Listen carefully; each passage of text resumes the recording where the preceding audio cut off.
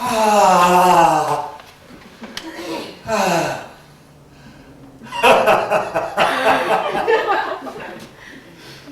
early September of 1952, when I was 9.5 years old, I began the 5th grade at Central Elementary School in Burbank.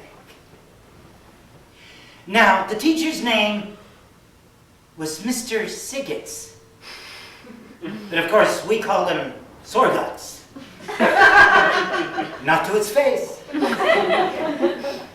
Now, this particular fall was the time when I learned many of life's lessons. This was precipitated by the fact that my father, who worked long, hard hours, 6 days a week in the laboratory at Warner Brothers Studios, had changed from the swing shift to the day shift and could no longer drive me to or from school. And so those 9 to 12 blocks, depending upon the route, became the breeding ground for many great adventures, especially on the leisurely walk home. Now, the first day I walked at a little corner store, I spied a display of a plethora of penny candy. So that night, at dinner, I said to my father, "May I have a nickel for an extra carton of milk tomorrow at lunch?" I lied. Oh, my aching back! What do you think, money grows on trees? Like those figs and those rotten apricots and those leaves I'm forever raking up on my every day off? When it's free for nothing, when it grows on trees, that's when you can have it. Well, I didn't push it.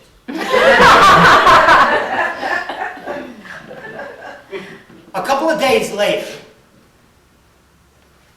I took a little jog down Victory instead of heading toward Olive because I wanted to peruse the wonderful camping equipment and the Army surplus items on display at Hume's Sporting Goods, a large lodge-type building on the right side of the street.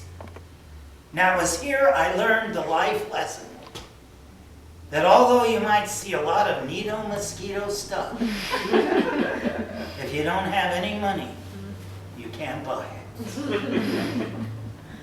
Now, heading back up Victory, I would pass Sanger's Lumber Yard. Now, this was very important because I was madly in love with Charlotte Sanger, the prettiest girl in my class.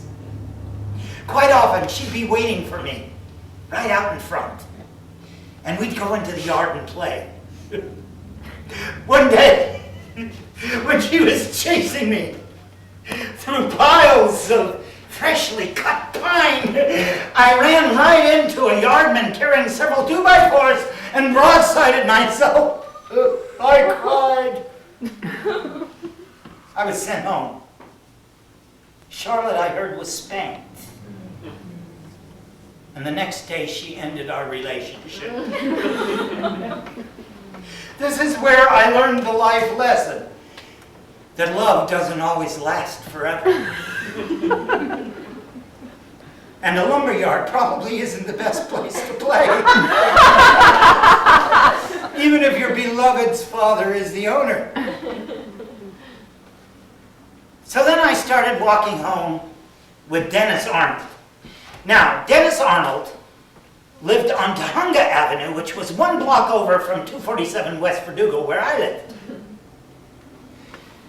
And when we got to his house, he invited me in. I accepted. And within 10 minutes, I was backed up against the wall by Jack, Dennis Arnold's older brother. He was in junior high school. Now, I don't know what I did to piss him off. But here's where I learned the life lesson. That he was a bully. And I was probably a sissy. And that I should never, ever walk down Delunga Avenue again. So then I started walking with Jimmy Kitchen. Now, he lived on Santa Anita Avenue, which was way past Delunga. 2 or 3 blocks past 247 West Verdugo Avenue, where I lived. 2 doors from his house, he said, "Hey, come here, look at this." There was a fish pond right on the side of the house. And he turned over a rounded stone, and 2 or 3 baby toads hopped into the pond. Well, I desperately wanted a baby toad. So the next day, I contrived to walk down Santa Anita again, alone, with my lunchbox open, to store 1 or 2 or maybe even 3 baby toads. Carefully, I turned over a rounded stone. And then suddenly, an old woman with gray hair came running at me with a rake, screaming, "You kids, keep out of here!" Well, I ran like hell. Here's where I learned the life lesson, that you shouldn't trespass, even if you only wanted a toad. And then, magic happened. Burbank On Parade! Ta-da! The fair was setting up right across the street from my school, in the athletic field with its dirt and its open spaces. Suddenly, all of those streets in Burbank with their life's lessons seemed so mundane. It was so easy just to walk across the street, even though the fair wasn't quite officially open yet, and the seamy side had not quite been hidden. Now, the arcade games were of special interest, especially one booth where against the back wall, in wire cages, were countless peeping baby ducks. "Come back tomorrow and win a baby duck," a friendly voice said.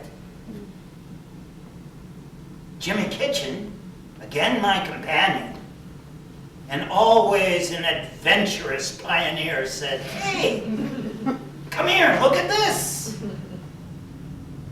And that's when we went to the back of the booth, and where a final tarp had not yet been erected, we looked sadly at 2 huge cardboard boxes filled with what must have been hundreds of dead baby ducks. "Hey, Rube! This is where I learned the life lesson, that fairs and carnies aren't always what they're cracked up to be. And probably more ducks were going to be dumped than won." That didn't stop me from going back the next day. When the fair was open, the Ferris wheel was turning, the calliope was playing, the barkers were barking, the smell of the hot dogs, the sawdust, the pink cotton candy whirling around in that glass thing. A new booth caught my eye. It was festooned with red, white, and blue bunting and American flags, just like the 4th of July stands where we got fireworks on our way to the beach. Neato! Everyone there was very upbeat. And They gave me a red, white, and blue button. Free! For nothing! I pinned it over my heart! And there was a rhyme. They were all saying it. They were all saying it there. I like Ike. I like Ike.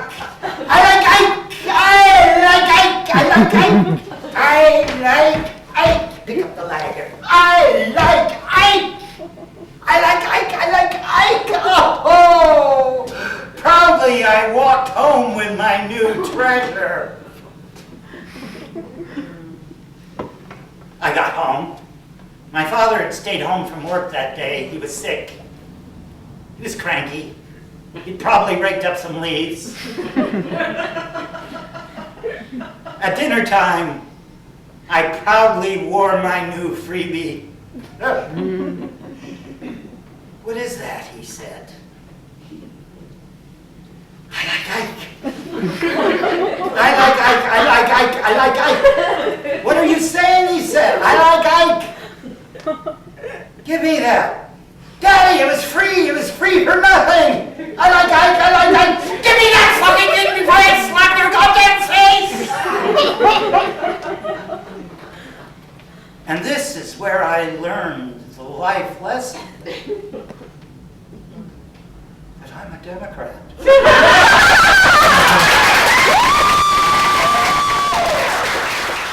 Time tonight, Doug, please. Yeah, Dougie.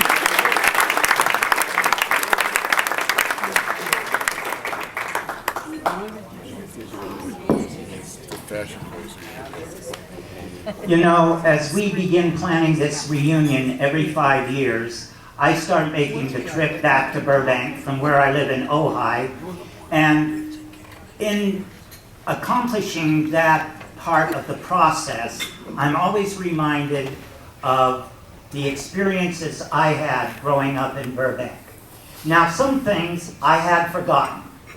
The lovely, always vivacious Sandy Manassian reminded me a few reunions ago how I had stripped buck naked in the parking lot in the sandbox when we were in McKinley and terrified the entire class. Dougie, how could you? Now, I blocked that little thing out. But thank you so much for reminding me of Some things never change, Doug.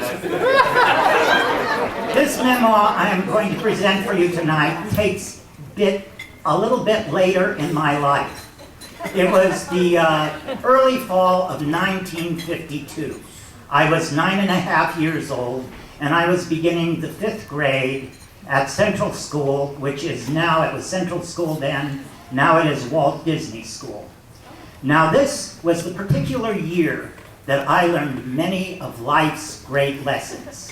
This was precipitated by the fact that my father, who worked 6 days a week, long, hard hours in the laboratory at Warner Brothers Studio, had changed from the swing to the day shift and could no longer drive me to and from school. And so those 9 to 10 blocks, depending upon the route, became the breeding ground for many great adventures, especially the leisurely walk home. Now, the first day I walked, I passed a little tiny corner store on Victory that had displayed a plethora of penny candy. That night at dinner, I asked my father for an extra nickel. For another carton of milk tomorrow at lunch, I lied. Yeah. Oh, my aching back. Do you think that money grows on trees, like those figs and those apricots and those leaves I rape up every day of my life? No, when it's free, when it grows on trees, that's when you can have it. Well, I didn't push it. The next day, instead of walking by that corner store, I took a little jog up Victory, down Clark, up Victory, instead of heading to 247 West Verdugo Avenue, where I live. And I went to Hume's Sporting Goods. That was a large lodge-style building on the right side of the street to peruse their wonderful camping equipment and Army surplus items. Now, it was here I learned the life lesson that even though you might see lots of neato mosquito stuff, if you don't have any money, you can't get it. So, working my way back Olive to where I lived at 247 West Verdugo Avenue, I would pass Sanger's Lumberyard. Now, this was very important because I was madly in love with Charlotte Sanger, one of the prettiest girls in my class. Well, often she would be waiting for me right outside the office, and we would go into the yard and play. Well, one day, while she was chasing me through stacks of newly cut pine, I ran right into a yard worker and broadsided myself. Well, I cried and was sent home. Charlotte, I heard, was spanked, and the next day she ended our relationship. It was here I learned the life lesson that love doesn't always last forever, and that a lumberyard probably isn't the best place to play, even if your beloved father is the owner. So then I started walking home with Jimmy Kitchen. Now one day Jimmy said, "Hey, let's go down this alley." Well, in my heart of hearts, I knew I probably shouldn't walk down the alley, but I decided to do it anyway. We entered. Within 5 minutes, I was backed up a garage wall by Kay Gaines' older brother, Bruce. He was in junior high school. Now, I don't know what I did to piss him off so much, but it was here I learned the life lesson that he was a bully and I was probably a sissy. And I should never, ever walk down an alley again. Then I started walking home with Dennis Arnold. Now he lived on Tahunga, 1 block over from 247 West Verdugo Avenue, where I lived. We were walking down the street to his house, and 2 doors before we got to his house, he said, "Hey, come look at this." It was a fish pond on the side of the house. He turned over a rounded stone, and 2 or 3 little baby toads hopped into the pond. Well, I desperately wanted a baby toad. And so the next day, I contrived to walk down Tahunga Avenue again, alone, with my lunchbox open, ready to store a baby toad or 2. Very carefully, I turned over a rounded stone. And then suddenly, this gray-haired old woman with frizzy gray hair came running at me with a rake. "You kids, keep out of here!" Well, I ran like hell. And it was here I learned the life lesson that trespassing is not a good idea, even if you only want a baby toad. Well, days turned into weeks, and the weeks turned into months. And then finally, we went to the seashore. Now the Jessens, they lived 1 door down from us at 247 West Verdugo Avenue. Peggy Jessen and I had spent countless hours together, and she was my very best friend. Uncle Ben, Peggy's father, and my father went to the races, and the rest of us were deposited at Doheny State Park. Peggy and I were walking down the beach, and we came to one of those caves, like in that old Tom Sawyer movie. We entered. Peggy said, "I have to pee. I'll watch you pee if you watch me." Yeah, baby. "Sure," I said. And then she said, "For a boy, you got really great legs." "Thanks," I said. It's here I learned the life lesson that though we are the same species, boys and girls are completely different animals. And then magic happened. Burbank On Parade. Ta-da! It was setting up right across the street from school at the Burbank Recreation Center. The Ferris wheel, the sawdust, the dirt, all in the athletic field. It was so easy. Suddenly, all of those streets, all of those alleys, all of those life lessons seemed so mundane. It was so easy just to walk right across the street from school, even though that first day it was not officially open. And the seamy side of the carny wasn't quite hidden. We entered. Well, the arcade games were of special interest, especially one where there were countless baby ducks peeping in the cage at the rear of the tent. Come back tomorrow and win a free baby duck, a friendly voice urged. Well, Jimmy Kitchen and I were companions again, and of course he was always an adventurous pioneer, and he said, "Hey, come look at this." And we walked to the rear of the tent, and sadly we looked at 2 cardboard boxes filled with what must have been hundreds of dead baby ducks. Hey, Rube. Hey, this is where I learned the life lesson. That carnies and fairs are not what they're always cracked up to be. And probably more ducks were going to be dumped than one. But that didn't stop me from going back the next day. When the fair was officially open, the Ferris wheel was turning, the calliope was playing, the smell of the hot dogs, the people laughing, the barkers barking, the cotton candy whirling in that big glass thing. Another booth caught my eye. It was festooned with red, white, and blue bunting and little American flags. Everyone there was very upbeat, and they presented me with a red, white, and blue button, free, for nothing. I pinned it right above my heart. And everybody there, they had a rhyme. Well, it's right here that I amended my first life lesson. Sometimes needle mosquito stuff is free for nothing. I was very happy. And everyone was saying this rhyme. I like Ike. I like Ike. I like Ike. Well, I walked home, displaying my freebie. I was proud as a peacock. That night when I got home, my father had stayed home from work. He was cranky. He had probably raked up some figs and apricots and leaves. That night at dinner, I wore my button proudly. He looked at me and he said, "What is that?"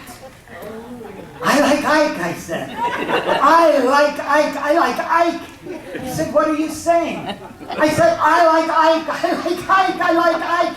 He said, "Give me that damn thing before I slap your face." This is where I learned the life lesson. I was a Democrat.